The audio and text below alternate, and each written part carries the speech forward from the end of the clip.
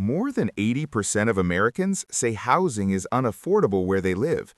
And yet Zillow is telling us that by 2026, affordability gets better, without a crash, without a reset, and without prices coming down.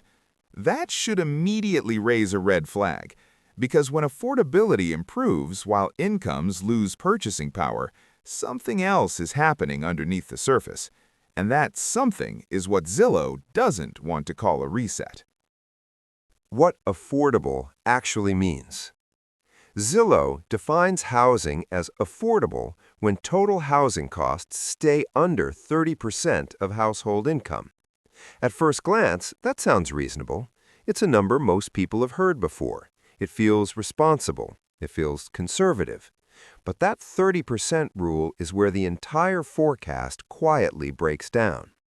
First, Zillow is talking about gross household income, not take-home pay. That means the money before taxes, before Social Security, before healthcare deductions, before retirement contributions. In real life, nobody lives on their gross income. People live on what actually hits their bank account. So right away, that 30% is already misleading, because once you convert it to net income, it's not 30% anymore. For most households, it's closer to 40%. And that's before we even talk about what Zillow is counting as housing costs.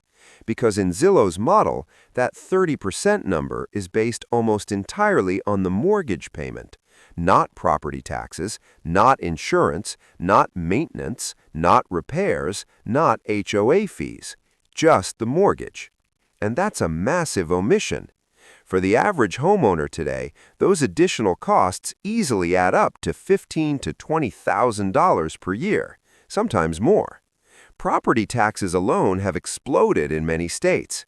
Insurance premiums, especially in places like Florida, Texas, and California, have doubled or tripled in just a few years. HOA fees are becoming the norm, not the exception. And maintenance costs are now priced at today's labor and material rates, not 2015 prices. So when Zillow tells you that housing costs are only 32% of income in 2026, what they're really saying is this. Your mortgage might take 32% of your gross income, while the rest of the costs quietly push your real housing burden far beyond that.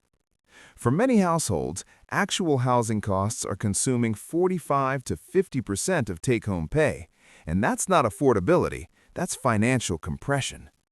Now, some people push back on this and say, well, I've owned my home for 20 or 30 years, and I've never spent $20,000 a year on maintenance. And that may be true for them, but that comparison completely misses the point. People who bought decades ago are locked into lower tax assessments, lower insurance baselines, lower purchase prices, and in many cases, no HOA at all. The affordability crisis doesn't apply equally to everyone. It's concentrated on recent buyers, the ones who purchased at peak prices with high rates, high taxes, high insurance, and rising HOA fees. You can't use yesterday's cost structure to judge today's affordability, and that's exactly what this 30% rule does. Historically, housing costs used to consume around 22 to 26% of income, assuming a 20% down payment. By 2023, that number exploded to over 38%, a record low in affordability. Today, Zillow says we're down to roughly 32%. That's not a recovery. That's a partial unwind from extreme stress, and only on paper. Because once you account for everything Zillow leaves out, the so-called improvement in affordability almost disappears. And this matters because every other conclusion in Zillow's forecast is built on this definition. If the foundation is flawed, the forecast doesn't collapse all at once. It just slowly stops matching reality. And that's exactly what we're seeing. So, if affordability is improving, the next question is simple. How much is it actually improving in real life? Affordability is improving, barely. According to Zillow, monthly mortgage payments today are lower than they were at the peak, about $177 less per month than in 2023, and roughly $90 less than 1 year ago. On paper, that looks like progress, and technically it is. Zillow says that mortgage payments now consume about 32.6% of median household income, the best affordability we've seen since 2022. By the end of 2026, they expect that number to improve slightly more, down to around 31.8%. But here's the problem. A 1% improvement in affordability doesn't change behavior. It doesn't suddenly unlock millions of buyers. It doesn't fix down payment constraints. It doesn't offset rising insurance, taxes, and HOA fees. And it certainly doesn't restore purchasing power. Because while Zillow is pointing to lower mortgage payments, they're also assuming something else quietly holds together: income growth. Zillow expects household incomes to grow about 3.6% in 2026. That sounds healthy until you put it next to inflation. Official inflation sits just under 3%, but real-world inflation, especially for housing-related costs, is still running much hotter. Insurance, utilities, repairs, property taxes, these are not discretionary expenses. They're not optional, and they're not slowing down enough to matter. So even if incomes rise 3.5%, households aren't really getting ahead. They're barely staying in place. In other words, affordability is improving mathematically, not functionally. And that distinction matters, because markets don't move based on spreadsheets. They move based on what people can actually afford and what they're willing to commit to for 30 years. And right now, buyers aren't responding. If lower rates and slightly cheaper payments were enough, we'd already see a surge in demand. But we don't. Sales volumes remain historically weak, applications remain depressed, and buyer hesitation is still everywhere. Which tells you something important. Interest rates help at the margin, but they are not the dominant force in housing affordability anymore. Prices are. And when prices stay elevated while incomes stagnate and costs pile up, buyers don't rush in. They wait, they rent, they downsize expectations, or they leave the market entirely. So yes, affordability is technically improving, but it's improving so slowly and from such a damaged baseline that for most households, it doesn't feel like improvement at all. It feels like survival. And that's why Zillow's optimism doesn't translate into real demand, because the so-called recovery never reaches the people who actually need it. The 20% down payment that doesn't exist. There's another assumption baked into Zillow's affordability forecast that almost no one talks about, and it's one of the most unrealistic parts of the entire model. Zillow assumes a 20% down payment. Not sometimes, not in ideal cases, but as the baseline. According to Zillow, the national median home value sits around $359,000. At that price, a 20% down payment is just over $70,000. And that's before closing costs, before moving expenses, before furnishing the home, before emergency reserves. In the real world, most buyers simply don't have that kind of cash, especially first-time buyers, especially younger households, especially in the exact income brackets Zillow claims are becoming more affordable. What actually happens is very different. Most buyers today are putting down 3 to 12% with FHA loans or 5 to 10% with conventional financing. That changes everything. Because a smaller down payment means a larger loan. A larger loan at higher rates means higher monthly payments. And in many cases, it also means private mortgage insurance, PMI, layered on top. None of that shows up in Zillow's clean affordability math. So when Zillow says monthly payments are becoming more manageable, they're describing a buyer profile that barely exists anymore. A buyer with a stable high income, strong credit, tens of thousands of dollars in cash, and no need for PMI, that's not the median buyer. That's the exception. And this matters because affordability isn't theoretical. It doesn't exist in averages. It exists at the closing table. If the only way affordability improves is by assuming a down payment most people can't make, then affordability isn't improving. It's being modeled out of reach. There's also a psychological cost here that rarely gets discussed. When buyers stretch with minimal down payments, they enter home ownership with almost no equity cushion. That means higher financial stress, less flexibility, and a much higher sensitivity to job loss or rising costs, which is exactly why so many recent buyers are already feeling trapped. They didn't buy into a stable, affordable system. They bought into a fragile one. So when Zillow forecasts rising prices alongside improving affordability, those two things contradict each other unless you assume buyers are wealthier, more cash-rich, and more resilient than they actually are. And they're not. Affordability doesn't improve by pretending buyers have money they don't. It improves when prices align with incomes or when pressure forces sellers to adjust. And that's where Zillow's forecast starts to lose credibility. Because once you remove the imaginary 20% down payment, the math no longer works. And without that math, the optimism collapses. No crash, or just a redefined one. Zillow is very clear about one thing. They say there will be no housing crash, no major reset, no meaningful decline in prices. On the surface, that sounds reassuring, but the problem isn't what Zillow is saying, it's how they're defining a crash. Because when you change the definition, you can change the conclusion without changing reality. Let's start with home builders. Some of the largest publicly traded builders have seen share prices fall 20 to 30% over the past few years. Lennar, for example, is down roughly 27% from its peak. If a publicly traded company loses over a quarter of its value and stays there, most people would call that a crash.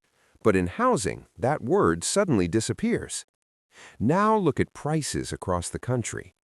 Right now, there are over 100 housing markets in the United States experiencing year-over-year declines. Some are down 3%, some 5%, some more. On their own, those numbers don't sound dramatic. But markets don't move in single-year snapshots. A 5% decline repeated over multiple years becomes a 20% reset very quickly. And historically, a 20% decline in housing prices has always been considered a crash. Always. The only reason it isn't being called that now is because prices rose so fast beforehand that declines look small by comparison. That doesn't make them insignificant, it just makes them easier to dismiss. Then there's the issue of how prices are measured. Zillow leans heavily on median home prices, but median prices don't tell you what most homes are worth, they tell you what's transacting. And right now, a disproportionate share of transactions are happening at the high end of the market. Homes priced at $750,000, $1 million and above still trade, even in weak conditions.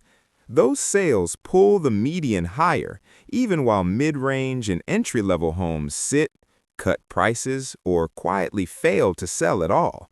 So when Zillow says prices are still rising, what they often mean is that a small number of expensive homes are still finding buyers. That doesn't mean the market is healthy. It means the data is being averaged in a way that hides stress. And this is where the idea of no reset becomes misleading, because resets don't happen everywhere at the same time. They happen in overheated markets first, in investor-heavy areas where insurance, taxes, and HOA costs explode. Florida, Texas, parts of California, Arizona, Colorado, these are not fringe markets. They were the engines of the last boom, and now they're the first places absorbing the unwind. Zillow acknowledges none of this as a reset, because acknowledging it would mean admitting that affordability isn't improving due to strength. It's improving due to pressure. Pressure on sellers, pressure on builders, pressure on households that bought near the top. A market doesn't have to collapse overnight to be in a reset. It just has to stop working the way it used to. And that's exactly what's happening. Buyers are hesitant, sellers are anchored to outdated price expectations, transactions dry up, and prices adjust unevenly, quietly, and region by region. So when Zillow says there's no crash, what they're really saying is this: there is no single dramatic moment they're willing to label as one. But the data tells a different story. The reset isn't coming, it's already here, just slow enough and fragmented enough to be averaged away.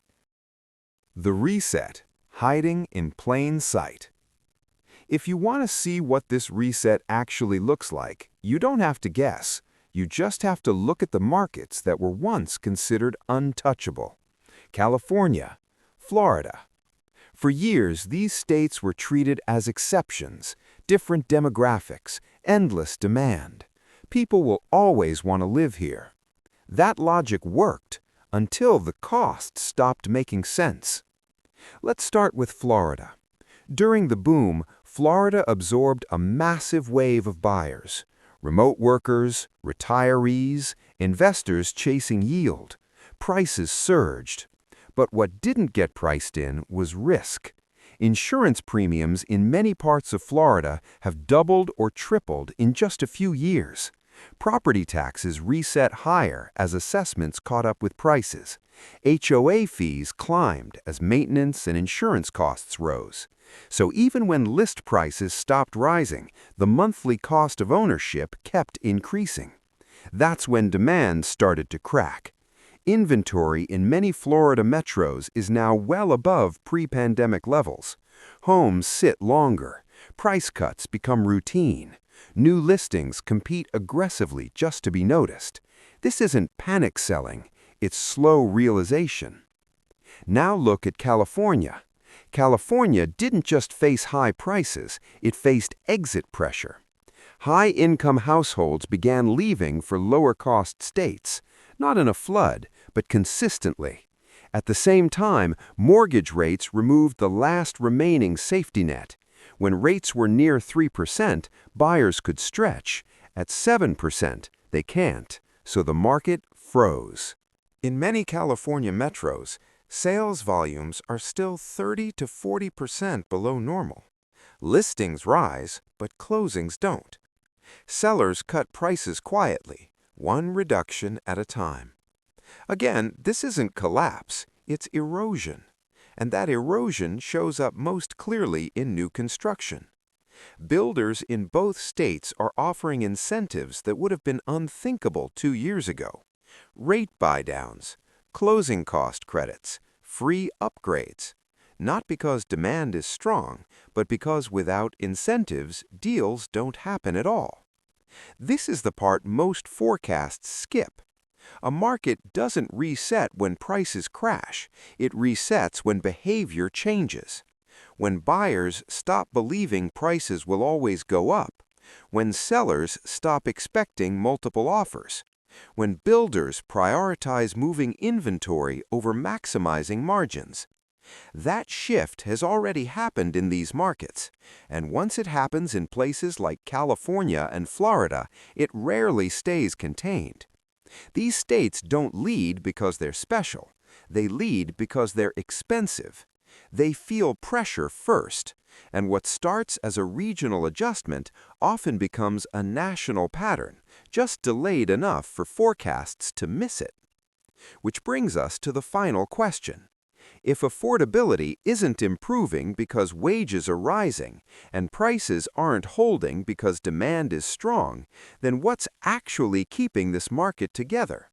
That answer sits outside housing itself. What's really holding this market together? At this point, the question isn't whether housing is affordable. We already know it isn't. The real question is why a market this strained hasn't broken, and why so many forecasts insist it won't. The answer isn't strength, it's containment. Credit, the illusion of stability. Start with credit. Yes, lending standards today are tighter than they were before 2008. That's true.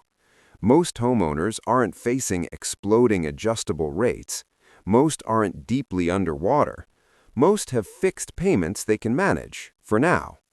But this creates a false sense of security, because a market can be stable on paper and fragile in reality. Homeowners may not be forced to sell, but they're also not free to move. They're locked into mortgages that only make sense if nothing goes wrong. No job loss, no income interruption, no regional slowdown. Credit isn't supporting growth, it's suppressing movement. And a market that can't move can't heal. Interest rates, the golden handcuffs. Then there are interest rates. Low rates didn't just stimulate demand, they reshaped behavior. Millions of households refinanced into mortgages below 3%. Those loans are now golden handcuffs. Selling a home doesn't just mean leaving a place. It means giving up a financial asset that may never exist again. So, homeowners stay, even when the home no longer fits their needs, even when maintenance costs rise, even when property taxes and insurance increase. This locks up supply, not because demand is overwhelming, but because exiting the market is too expensive. That's not equilibrium, that's paralysis.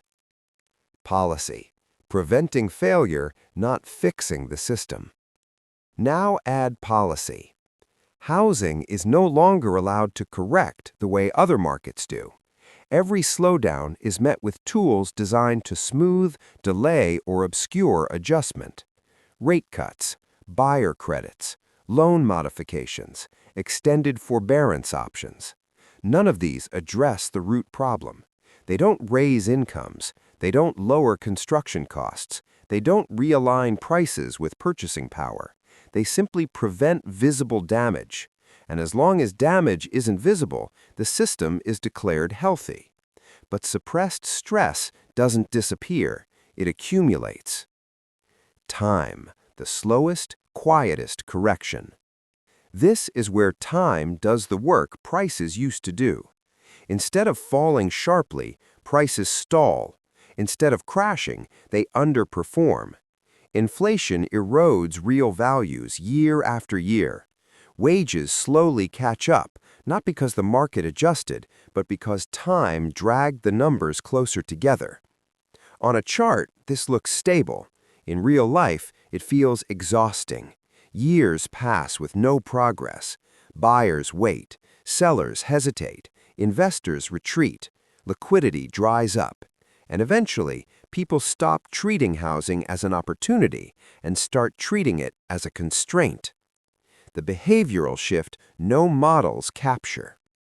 This is the part Zillow's model can't capture, because models measure transactions, they don't measure belief, and belief is changing.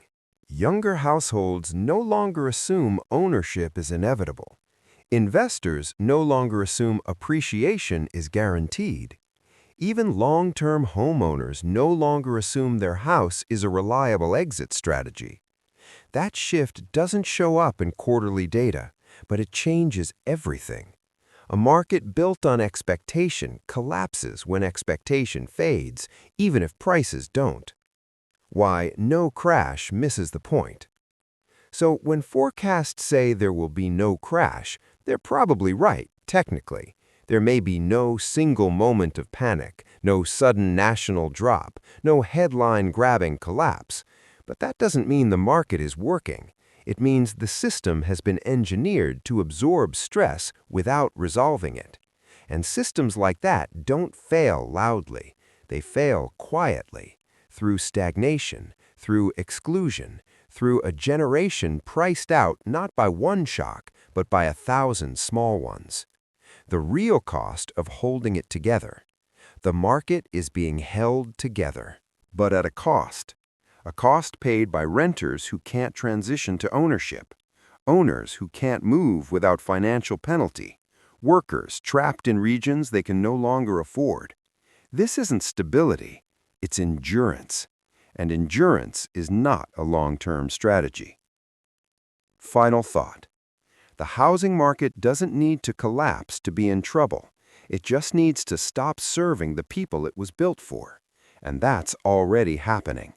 The danger isn't a crash. The danger is a system that survives while quietly failing the majority of participants inside it. Because the most fragile systems aren't the ones that break. They're the ones designed not to.